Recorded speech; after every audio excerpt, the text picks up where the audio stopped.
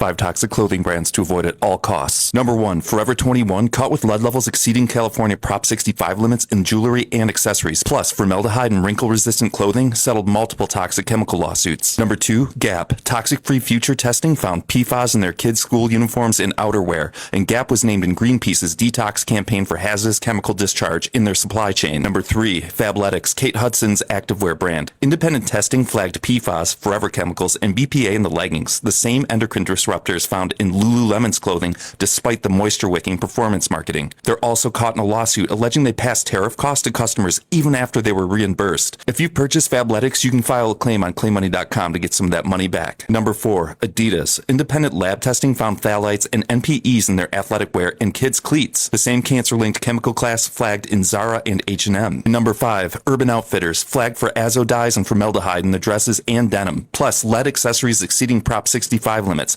Repeat offender on the California's warning list. For a safer swap, stick with Pact for everyday basics, Booty for bamboo activewear, and Woven for recycled athleisure. All third-party tested, free of PFAS, BPA, and heavy metals. For workout gear specifically, Girlfriend Collective and Vuori are the cleanest big-name alternatives you can get. Read the captions for those clean brands, and the deadlines for some of these lawsuits are ending soon, so the website is claimmoney.com.